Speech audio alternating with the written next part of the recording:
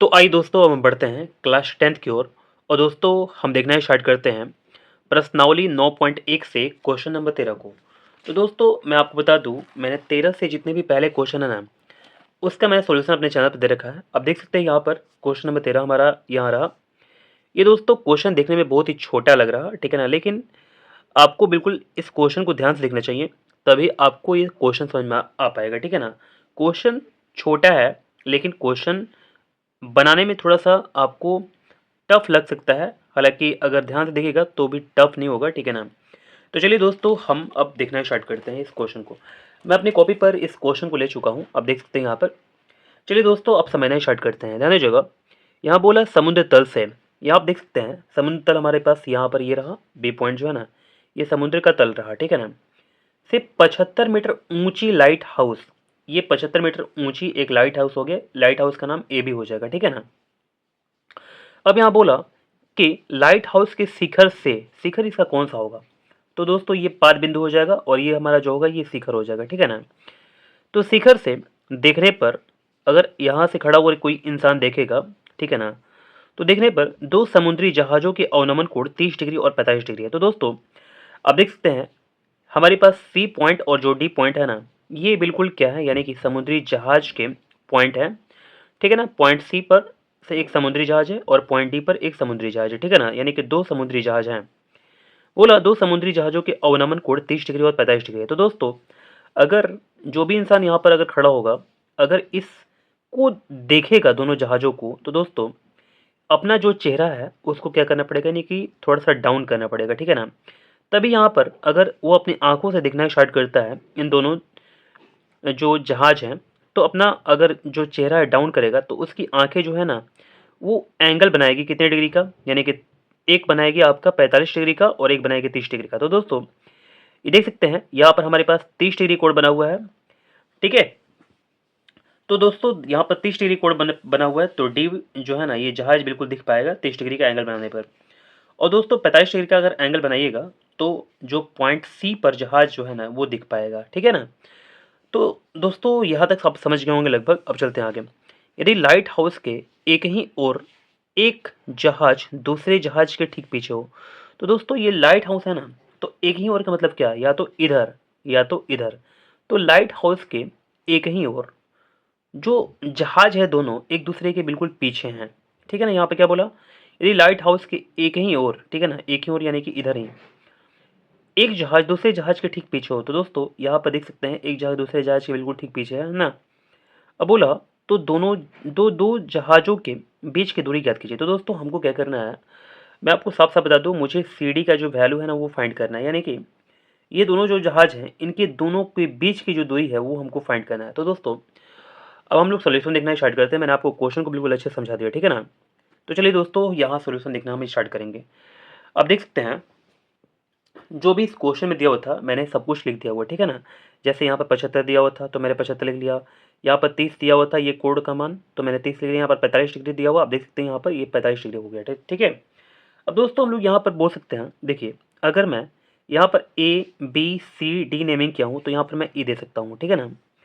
तो देखिए हमको ई देने से यहाँ पर एक सुविधा मिलेगा, ठीक है ना। हम लोग यहाँ बोल सकते हैं, देखिए चूंकि EAD, ठीक है ना, कोड EAD जो होगा वो किसके बराबर होगा, तो कोड EAD जो होगा वो दोस्तों किसके बराबर होगा, यानी कि कोड BDA के बराबर होगा, ठीक है ना। तो कोड BDA के बराबर होगा। अब देख सकते हैं यहाँ पर हमारे पास ये 30 डिग्री है, ये कैसे हुआ, यानी कि दोनों कोड बराबर कैसे हो पाया, ये 30 डिग्री है तो ये भी 30 डिग्री होगा। कैसे हो पाया, तो ये एकांतर कोड से हो पाया, ठीक है ना, एकांतर कोड से हो पाया, ठीक है दोस्तों। अब दोस्तों आप देख सकते हैं यहाँ पर हमारे पास यहाँ पर जो एंगल बना हुआ है, कोड बना हुआ है जो, ठीक है, हम लोग और लिख देंगे। और यहाँ पर कोड EAC जो है, EAC जो है, ठीक है, वो किसके बराबर होगा, कोड EAC जो होगा वो किसके बराबर होगा, तो कोड BCA के बराबर होगा, ठीक है ना, कोड BCA के बराबर होगा। और दोस्तों अब देख सकते हैं यहाँ पर 45 डिग्री का कोड बना रहा, तो हम लोग यहाँ पर लिख देंगे 45 डिग्री और ये हमारा एकांतर कोड हो जाएगा, ठीक है। कोई दिक्कत तो नहीं है आपको। चलिए अब हम आगे बढ़ते हैं दोस्तों, ठीक है ना। यहाँ पर आप देख सकते हैं हमारे पास जो कोड बना ये वाला कितना डिग्री का बना, 45 डिग्री का बन गया, ठीक है ना।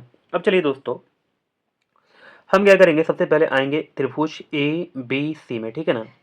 तो त्रिभुज ABC में दोस्तों हम लोग त्रिभुज एबीसी में आकर के यहाँ पर tan 45 निकाल देंगे। तो यहाँ पर tan 45 बराबर क्या हो जाएगा हमारे पास फॉर्मूला, लंब बटे में आधार होता है तो हमारे पास फॉर्मूला हो जाएगा ए बी बटे में क्या हो जाएगा बी सी हो जाएगा। आपको पता होना चाहिए कि tan 45 का जो वैल्यू होता है वो 1 होता है। ए बी हमारे पास जो है वो 75 है और बी सी बटे में हो जाएगा। तो दोस्तों हम लोग क्या कर सकते हैं, यहाँ पर बी सी का जो मान है वो निकाल सकते हैं। हमारे पास बी सी इक्वल टू 75 हो चुका, ठीक है ना। अब चलिए हमारा बी सी का जो मान है वो हमारे पास आ जाएगा 75 सेंटीमीटर, ठीक है ना। 75 सेंटीमीटर नहीं बल्कि मीटर में यहाँ पर लिखेंगे, क्योंकि हमारे पास ये जो ए बी का मान है ये मीटर में दिया हुआ, तो मैं भी यहाँ पर मीटर लिख लूँगा, ठीक है।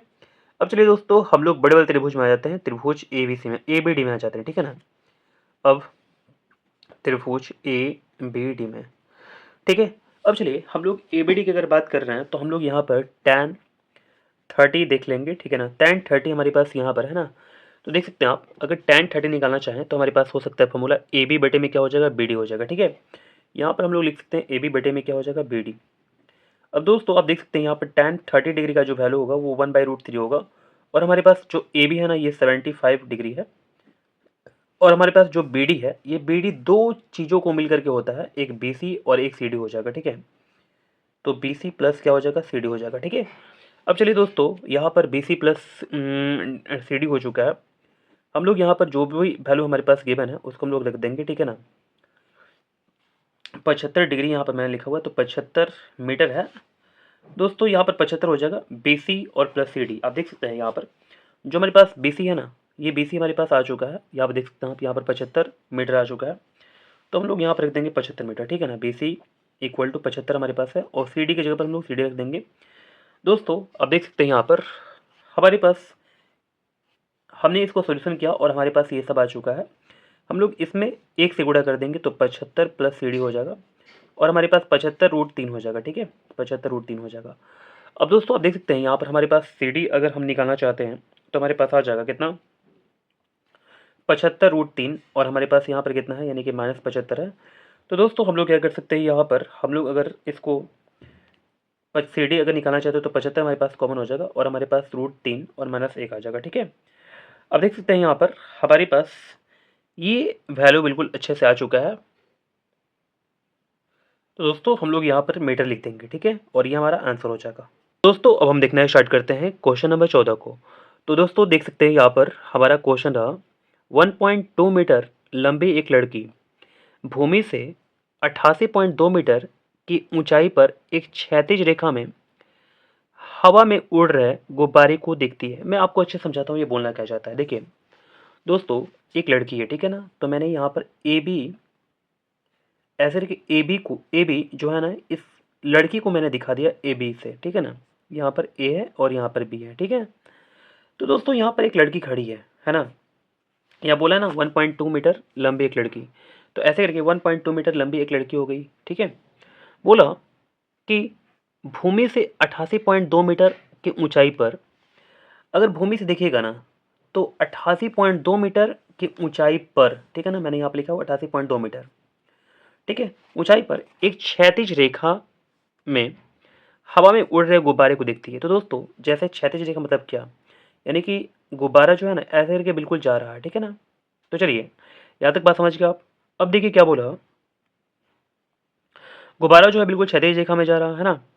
अब बोला कि उड़ रहे गुब्बारे को देखती है, ये दो गुब्बारे को बिल्कुल देख रही है, ठीक है, अपनी आंखों से। जैसे इसका आंख यहाँ पर है ए पॉइंट पर, तो इन आंखों से इसको देख रही है। तो यहाँ पर एक गुब्बारा था, और फिर यही गुब्बारा जो है ना कुछ देर बाद यहाँ पर चल जाएगा आगे, ठीक है। मैं आपको क्वेश्चन आगे समझाता हूँ फिर आपको समझ में अच्छे से आएगा। तो हवा में उड़ रहे गुब्बारे को देखती है। किसी भी क्षण लड़की की आंख से गुब्बारा का उन्नयन कोण 60 डिग्री है। तो दोस्तों जैसे मान लीजिए कि लड़की जब यहाँ पर खड़ी थी, इसने देखा गुब्बारे को, तो यहाँ पर जो कोण बन रहा था वो बिल्कुल 60 डिग्री का बन रहा था, ठीक है ना। यहाँ पर जब गुब्बारा था तो कोण कितना डिग्री का बन रहा था 60 डिग्री का, 60 डिग्री का उन्नयन कोण बन रहा था। अब बोला कुछ समय बाद, यानी कि समय बीता गया और कुछ समय के बाद उन्नयन कोण घट कर 30 डिग्री हो जाता है। तो दोस्तों ये अगर गुब्बारा जो है ना ये आगे बढ़ेगा तो 60 डिग्री से लेकर के यहाँ पर जो कोण बनेगा ये 30 डिग्री का बन जाएगा, ठीक है। क्योंकि दोस्तों ये ऐसे बिल्कुल देख रही थी, ठीक है, अब ऐसे देखेगी बिल्कुल, ठीक है ना, इस गुब्बारे को, तो 30 डिग्री हो जाएगा इसका घट करके कोण जो है। देखिए आकृति 9.13 में। तो दोस्तों यही हमारा जो आकृति था 9.13 का था।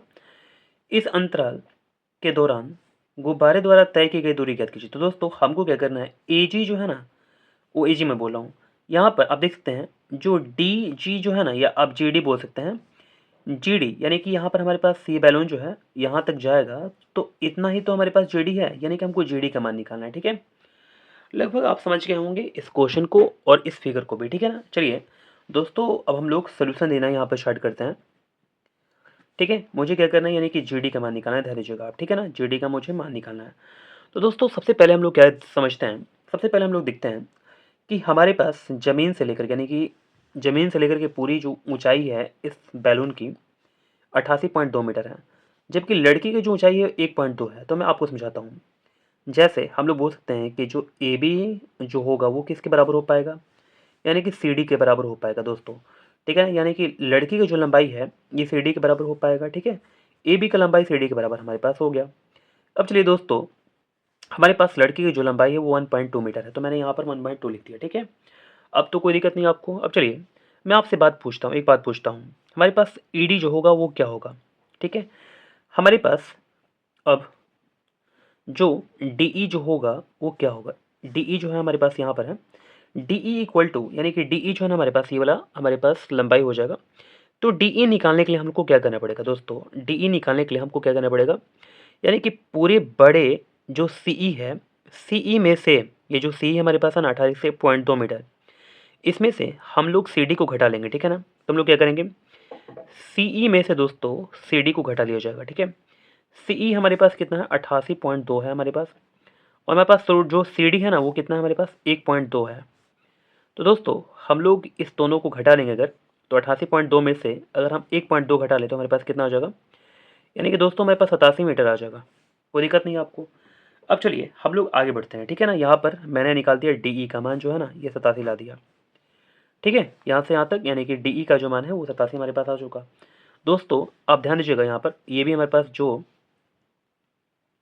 या हमारे पास जो डीई होगा ना वो किसके बराबर होगा, यानी कि जी एफ के बराबर होगा। ठीक है, और हमारे पास जो डीई का मान है वो 88.2 मीटर है, तो हमारे पास जो जी एफ होगा वो कितना हो जाएगा, यानी कि 88.2 मीटर हो जाएगा। ठीक है, यहाँ तक बात समझ गए। अब चलिए दोस्तों हम लोग क्या करते हैं, सबसे पहले ये हम लोग छोटे वाले ट्रायंगल में, फिर इसके बाद हम लोग क्या करेंगे, बड़े वाले ट्रायंगल में आ जाएंगे। ठीक है, सबसे पहले हम लोग छोटे वाले ट्रायंगल में आकर के बात करते हैं। ठीक है, तो हम लोग क्या करेंगे, त्रिभुज ए जी एफ की बात करेंगे। ठीक है, ए जी एफ में दोस्तों आप देख सकते हैं यहाँ पर हमारे पास ए जी एफ जो है, ए जी एफ जो हमारे पास है वो हम लोग क्या करेंगे, इसमें हम लोग tan 60 निकाल देंगे। ठीक है, हमारे पास tan 60 होगा तो क्या हो जाएगा, यानी कि जी एफ यानी कि लंब, और बटे में क्या हो जाएगा, यानी कि आधार हो जाएगा, यानी कि हमारे पास ए जी हो जाएगा। दोस्तों tan 60 का मान आपको पता होगा कि हमारे पास √3 होता है। जी एफ जो हमारे पास होगा, जी एफ जो हमारे पास होगा ना वो क्या होगा, हमारे पास जी एफ जो होगा वो कितना होगा, 88.2 मीटर हो जाएगा। ओहो 88.2 मीटर ना लिख दिया ना, ये तो मैंने गलती किया हुआ। ठीक है, यहाँ पर डी जो है वो जी एफ के बराबर है, तो कितना है 87 है ना, तो 87 हम लोग यहाँ पर लिख देंगे, नहीं तो हमारा गलत हो जाएगा। ठीक है, 87 हमारे पास यहाँ पर हो गया था। ठीक है, मैंने आपको समझाया भी था, मैंने यहाँ पर गलती लिख दिया था, तो मैंने 87 लिख दिया केवल। ध्यान दीजिएगा यहाँ पर ये कुछ नहीं है, हमारे पास 87 मीटर है। ठीक है, अब चलिए दोस्तों हम लोग क्या करते हैं, यहाँ पर 87 पहले लिख देते हैं। ठीक है, ए जी हमारे पास जो होगा वो ए जी इक्वल टू क्या हो जाएगा, हमारे पास ए जी नहीं दिया हुआ तो हम लोग यहाँ पर ऐसे लिख देंगे, यहाँ पर 87 होगा। ठीक है ना, अब चलिए दोस्तों यहाँ तक समझ आने के बाद हम लोग आगे बढ़ते हैं। दोस्तों हमारे पास जो ए जी होगा, ए जी इक्वल टू क्या हो जाएगा, यानी कि 87 और बटे में √3 हो जाएगा। ठीक है, आप लगभग इस बात को समझते होंगे, मैं ऐसा उम्मीद करता हूँ। ठीक है, हम लोग यहाँ पर मीटर लिख देंगे, कोई दिक्कत नहीं है। आप चलिए यहाँ पर ठीक है, अब चलिए हम लोग चलते हैं त्रिभुज, बड़े वाले त्रिभुज की तरफ, ए डी ई की तरफ चलते हैं। ठीक है ना, तो दोस्तों हम लोग क्या करेंगे, अब त्रिभुज ए डी ई में हम लोग आ जाएंगे। ठीक है, अब दोस्तों हम लोग क्या करेंगे, यहाँ पर हम लोग tan 30 निकाल देंगे। ठीक है, अब tan 30 हमारा हो जाएगा यहाँ पर। अब tan 30 का मान आपको पता होगा, tan 30 इक्वल टू क्या होगा हमारे पास, डी ई और बटे में हमारे पास ए डी हो जाएगा। ठीक है, डी ई बटे में क्या हो जाएगा हमारे पास, यानी कि डी ई बटे में ए डी हमारे पास हो जाएगा। दोस्तों tan 30 का जो मान होता है वो 1/√3 होता है। डी ई जो हमारे पास होगा वो क्या होगा, डी जो हमारे पास होगा, आपको मैंने बताया था हमारे पास डी ई का मान आ चुका है 87, तो मैं यहाँ पर सबसे पहले लिख देता हूँ 87। ठीक है ना, हमारे पास जो ए डी होगा ना, वो ए डी इक्वल टू क्या होगा, यानी कि ए जी को और हमको जी डी को जोड़ना पड़ेगा, ठीक है। ए जी प्लस हम लोग क्या करेंगे, यहाँ पर जी डी को जोड़ देंगे, ठीक है। अब आप समझ सकते हैं यहाँ पर जो ए जी का मान है हमारे पास दिया हुआ है यहाँ पर कितना, 87/√3 दिया हुआ है, ठीक है। तो सब साफ साफ हम लोग क्या करेंगे यहाँ से, अब यहाँ से बनाना स्टार्ट करेंगे। तो 1/√3 हमारे पास यहाँ पर आ चुका था। आप सोल्यूशन पे बिल्कुल ध्यान दीजिएगा, ठीक है। 1/√3 इक्वल 87 हमारे पास हो गया, और हमारे पास ए जी जो है वो कितना आ चुका है, 87/√3 आ चुका है, और प्लस हम लोग क्या करेंगे, जी डी कर देंगे, ठीक है। अब दोस्तों अगर हम लोग जी डी का मान निकाल देते हैं तो हमको जो निकालना था जी डी वो बिल्कुल अच्छे से आ जाएगा, ठीक है। चलिए हम लोग यहाँ पर देख सकते हैं कि जी डी हमारे पास केवल यहाँ पर जी डी है ना, और बाकी सब नंबर के फॉर्म में है। चलिए दोस्तों हम लोग फटाफट इसको सॉल्यूशन करने स्टार्ट करते हैं। देखिएगा हम लोग क्या करते हैं दोस्तों, सबसे पहले इसको हम लोग 1 से गुणा कर देते हैं, तो 87/√3 और प्लस जी डी का हमारे पास हो जाएगा। 87 में फिर से हम लोग √3 में गुणा कर देंगे तो 87√3 आ जाएगा, ठीक है। अब दोस्तों जी डी इक्वल टू अगर हम निकालना चाहते हैं तो 87√3 और हमारे पास क्या हो जाएगा, माइनस में 87/√3 आ जाएगा। हम लोग क्या करेंगे, यहाँ पर G D equal to find करेंगे, तो हमारे पास जो एलसीएम होगा यहाँ पर √3 हो जाएगा, और यहाँ पर 87 × 3 आ जाएगा, ठीक है। क्योंकि √3 में अगर हम लोग √3 में गुणा करते हैं तो हमारे पास 3 आता है, ध्यान दीजिएगा यहाँ पर 1 है, दोनों का लस आ चुका हमारे पास। भिन्न पर का घटाव आपको बनाने आता होगा, ऐसे बना दीजिएगा। √3 में 1 से भाग दीजिएगा, √3 आ जाएगा। ऐसे करके 87√3 में 3 से गुणा कीजिएगा तो 87 × 3 आ जाएगा, माइनस यहाँ पर 87 हमारे पास आ जाएगा, ठीक है। अब चलिए दोस्तों हम लोग क्या करेंगे, यहाँ पर जी डी इक्वल टू लिख देंगे 87 यह कितना होता है, 7 3 21 की हासिल 2, 8 3 24, 24 2 26 हो जाएगा, और माइनस 87 और बटे में √3 हो जाएगा, ठीक है। दोस्तों अब देख सकते हैं यहाँ पर हमारे पास जो जी डी होगा वो कितना हो जाएगा, हम लोग घटा लेंगे, ठीक है। तो 7 4 11 हो गया, और हमारे पास यहाँ पर 15 आ जाएगा, तो 15 में से 8 जाएगा कितना हुआ, यानी कि 7 हो जाएगा, ठीक है। यहाँ पर हमारे पास कितना हो गया, 1 हो गया, बटे में कितना हो जाएगा, √3 हो जाएगा, ठीक है। अब चलिए दोस्तों हमारे पास 174 बटे में √3 आ गया है, लेकिन हम लोग क्या करेंगे, हरों का परिमेयकरण कर देंगे, ठीक है। हमारे पास ये लास्ट काम होगा। तो चलिए हमारे पास जी डी इक्वल टू आ चुका है 174 बटे में √3, ठीक है। जी डी इक्वल टू हमारे पास क्या आ चुका, जी डी इक्वल टू 174 और बटे में √3 आ चुका है, ठीक है। अब चलिए दोस्तों हम लोग क्या करेंगे, यहाँ पर परिमेयकरण कर देंगे, ठीक है, परिमेयकरण से, ठीक है, परिमेयकरण से। दोस्तों जी डी इक्वल टू क्या हो जाएगा, 174 बटे में √3 और गुणे √3 बटे में √3 हो जाएगा, ठीक है। या जी डी इक्वल टू हमारे पास क्या हो जाएगा, 174 √3 और बटे में क्या हो जाएगा, 3 हो जाएगा। अब देख सकते हैं यहाँ पर 3 5 15 और 3 8 24, यानी कि हमारे पास जी डी इक्वल टू क्या आ जाएगा हमारे पास, यानी कि 58√3 आ जाएगा दोस्तों, ठीक है। उम्मीद करते हैं आप बिल्कुल अब इसको अच्छा समझ गए होंगे, ठीक है। और ये हमारे पास मीटर में आ जाएगा। तो दोस्तों हम लोग लास्ट में यही लिख देंगे कि अतः दोनों जहाज़ों के बीच की दूरी, ठीक है, दोनों जहाज़ों के बीच की दूरी बराबर हमारे पास क्या हो जाएगा, 58√3 हो जाएगा मीटर में, ठीक है ना। तो चलिए हम लोग आंसर यहाँ पर ना लिख करके बल्कि यहाँ पर लिख देंगे तो और भी अच्छा होगा, ठीक है, आंसर। उम्मीद करते हैं दोस्तों आप दोनों क्वेश्चन को बिल्कुल अच्छे से समझ गए होंगे। चलिए अब मिलते हैं अगले वीडियो में।